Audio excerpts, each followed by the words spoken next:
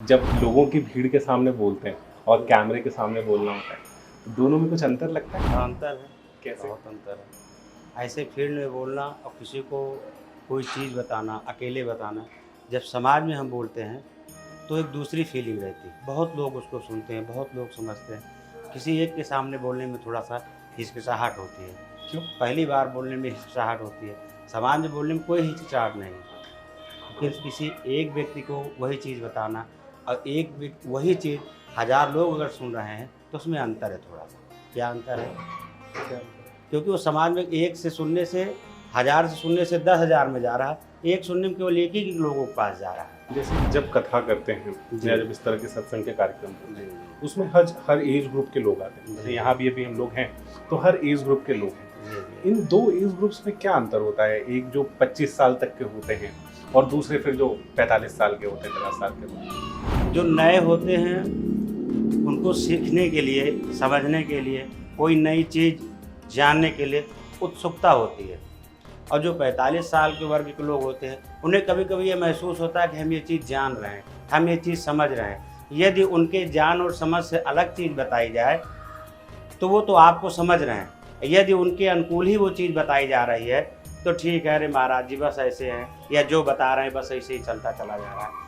तो उनको जो आपकी उम्र से ज़्यादा है, जैसे आपने कहा 45 वर्ष के हैं, तो उनको बताने के लिए उनके जैसा बोलना पड़ेगा या कुछ अलग बताना पड़ेगा। और जो नए बच्चे, जैसे कक्षा 1 का बच्चा 1 क्लास का है, 2 का है, 3 का है, तो उसको आप जो बताओगे वो अच्छी रीडिंग करेगा, फिर पढ़ेगा, फिर छोड़ेगा। लेकिन हाई स्कूल वाले बच्चे को या इंटर वाले बच्चे को या बीए वाले बच्चे को वही चीज़ बताने के लिए आपको अलग से बताना पड़ेगा, अलग से समझाना पड़ेगा, ताकि उसके समझ में वो चीज़ आए। यदि उसके समझ में नहीं आती, तो वो कहेगा ये टीचर ठीक नहीं है, ये गुरुजी ठीक नहीं। जी। आपको लगता है जो अभी की जनरेशन है, जो अभी के बच्चे हैं, जो अभी 18, 19, 20 साल के हैं, जी। वो ज़्यादा परसेप्टिव हैं बजाय इनके जिनकी उम्र बीत चुकी है? नहीं, वो अभी के जो बच्चे हैं, वो ज़्यादा इस चीज़ पर ध्यान देते हैं।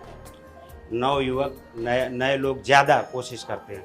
धर्म कार्य हो, पूजा पाठ हो, या कहीं आना जाना हो, मंदिर के विषय में, कथा सुनने के विषय में उनके मन में उत्सुकता रहती है कि हो सकता है महाराज जी कुछ अच्छा बताएं, हमारा जीवन अच्छा हो, या हम उनसे कुंडली देखेंगे कि या कुछ ऐसे हमारे विषय के बारे में बताएं, हमारे जीवन के बारे में बताएंगे कि मेरा जीवन बदल जाए, मेरी व्यवस्थाएं बदल जाएं।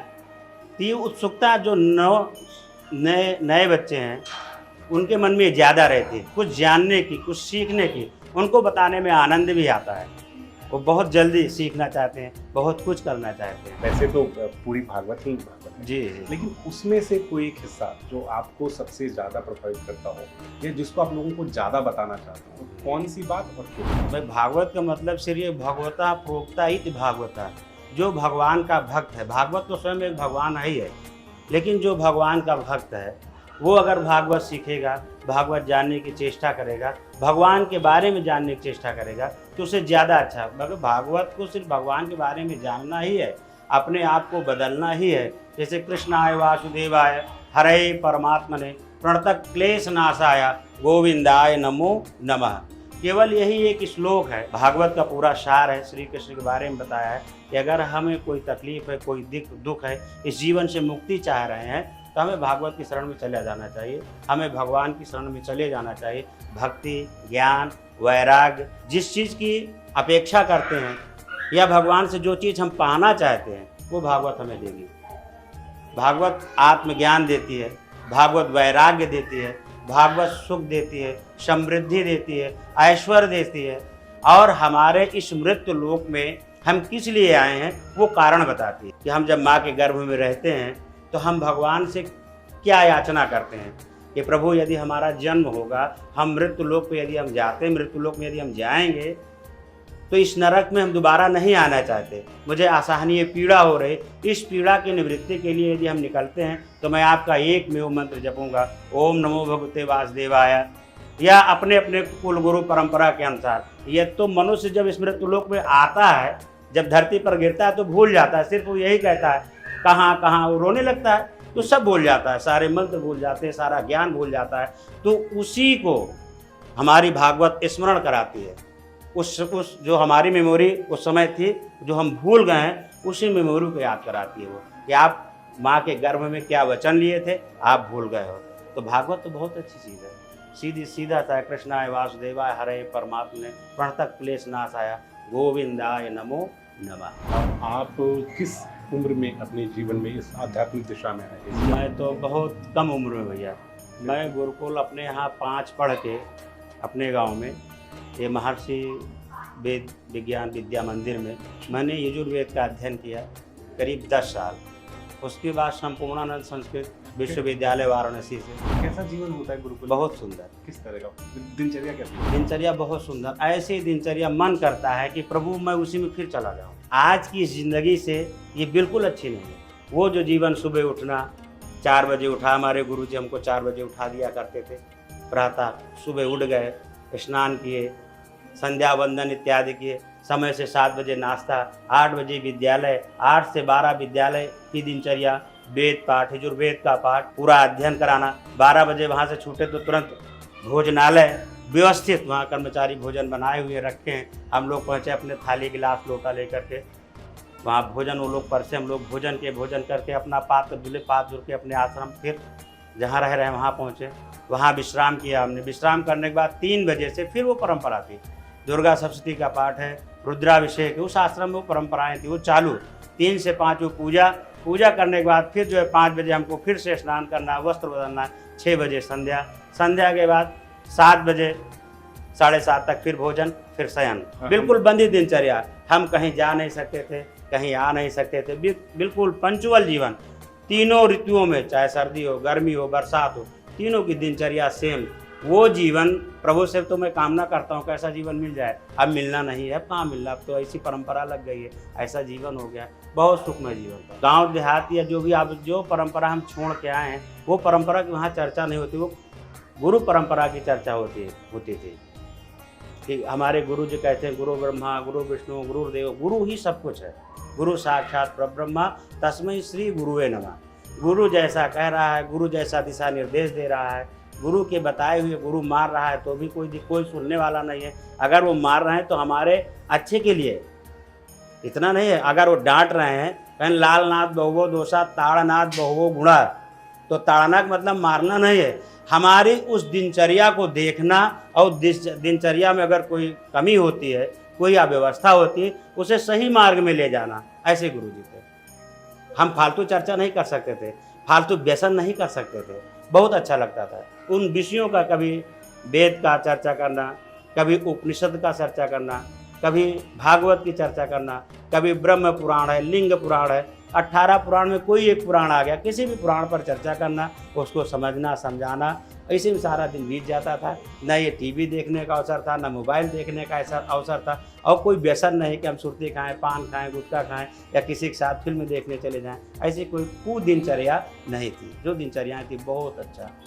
ये जो स्कूल्स हैं यहाँ पे बच्चे पढ़ने के लिए जा रहे हैं, उनको और गुरुकुल की कुछ चीज़ें जो आपको अगर ये मौका मिले कि 5 स्कूल आपके पास हों, वहाँ के सिलेबस को, उनकी दिनचर्या को आप तय कर सकें, आप गुरुकुल की कौन सी चीज़ें लाना चाहेंगे? प्रथम वेद का अध्ययन कराना बच्चों को। वेद ही हमारा सार है, वेद ही शिव है, वेद ही राम है, वेद ही कृष्ण है, वेद ही सब कुछ है। ये हमारे जो भागवत हमारी निकली है वो वेद से, निगम कल्प तरु, वेद का ये सार है, मुहुर्मुह। हम जो श्रीमद् भागवत की आपने चर्चा किया, श्रीमद् भागवत महापुराण ये वेद से लिया गया है, लेकिन वेद में क्या है, शुष्क है। शुष्क क्या है कि जैसे पेड़ है, तो पेड़ फल जब निकला तो फल का जो आनंद है वो पेड़ के पत्तियों में आनंद नहीं है। तो भागवत हमारा फल हुआ, लेकिन वेद है, वेद रूपी वृक्ष है, तो हम वेद रूपी वृक्ष लगाएंगे और वो फल भागवत करे सब लोग खाएं। उस वेद का जो रस है, जो फल है, वो सब खाएं। तो मेरी तो यही दिनचर्या रहेगी कि मैं वेद का अध्ययन कराऊं, बच्चों को संध्या का अध्ययन कराऊं, शास्त्र का अध्ययन कराऊं। वेदों के विषय में कहते हैं कि वेद हमेशा श्रुति परंपरा से आगे बढ़ते हैं। जैसे कुछ लोग, जैसे हमारे उम्र के कुछ लोग, हमारे साथ में कुछ लोग, वेद आप एक किताब ले लें और उसमें से वेद पढ़ रहे हैं और आप किसी गुरु से वेद सीखें, इन दोनों में अंतर कितना होगा? आप अपने से वेद नहीं पढ़ सकते, पढ़ना भी नहीं चाहिए। गुरु, इसीलिए गुरु ब्रह्मा, आप अंधकार से उजाले को, पहला शब्द गुरु, गुरु का मतलब अंधकार, रू का मतलब उजाला। मतलब अंधकार से उजाले की ओर ले जाने के लिए वेद हमारा प्रकाश है।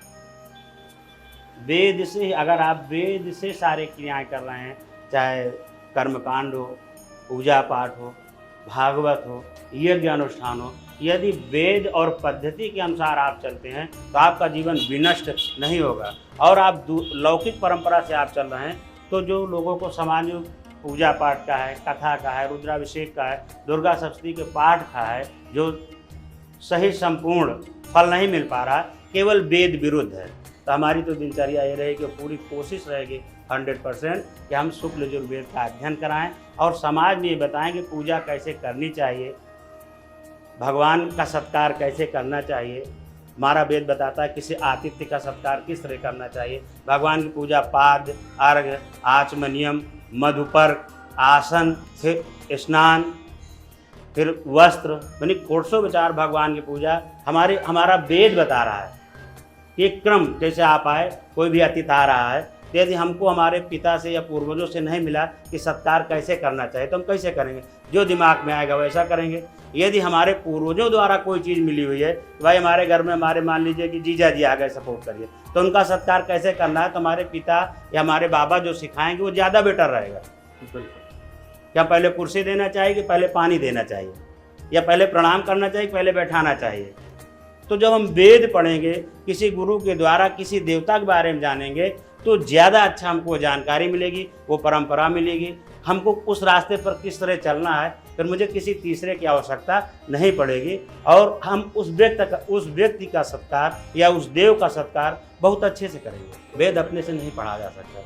जैसे एक बालक अपने से कोई दिनचर्या नहीं कर सकता, यदि वो करता है तो दिनचर्या बेकार है उसकी, और किसी के द्वारा सीख करके, तो वेद श्रवण करने की चीज़ है।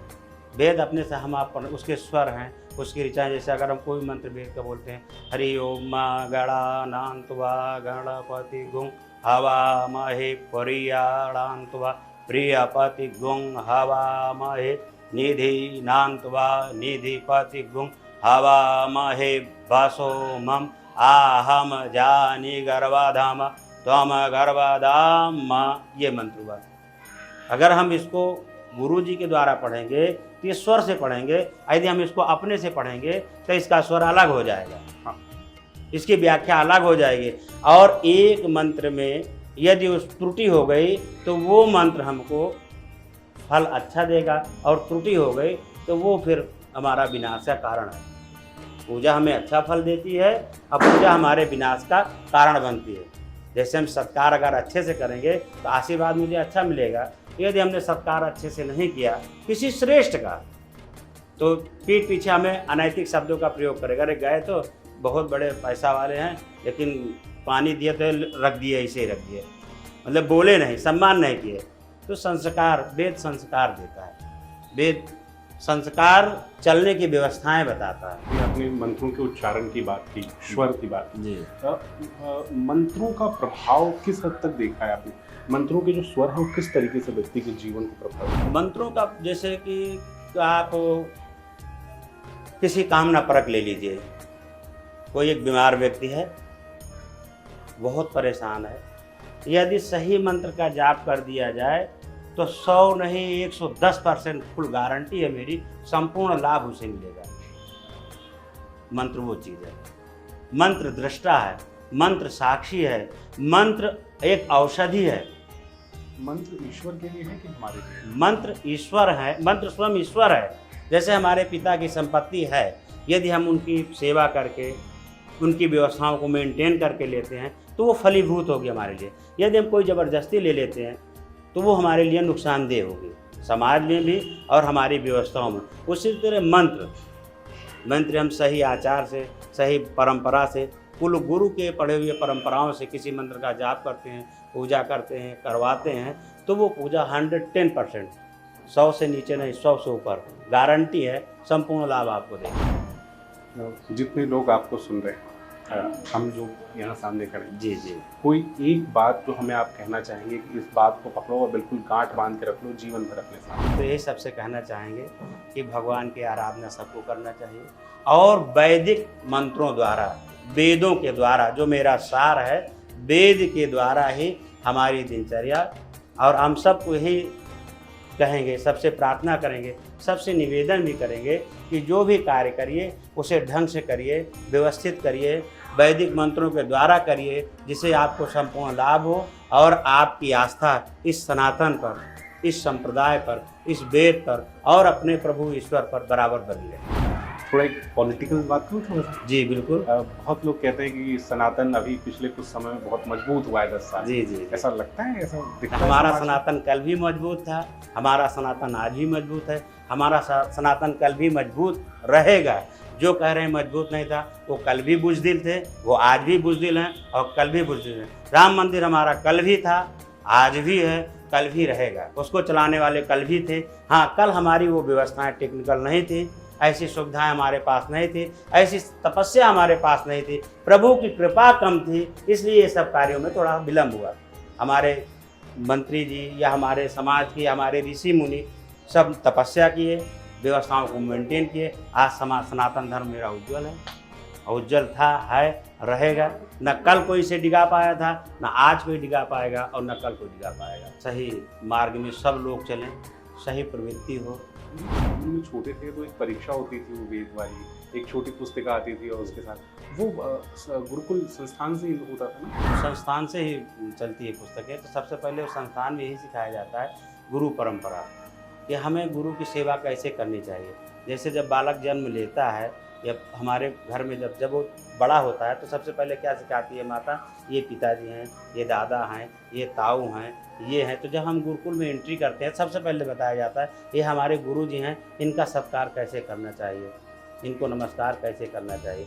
तो वो जब हम सीख लेते हैं तब उनका आदर सम्मान करते हैं, तो वो चीज़ हमें वो देते हैं जो हम कभी कोशिश नहीं किए थे, वो प्रभु की प्राप्ति करा देते हैं। धन्यवाद, नमस्कार, जय सीताराम।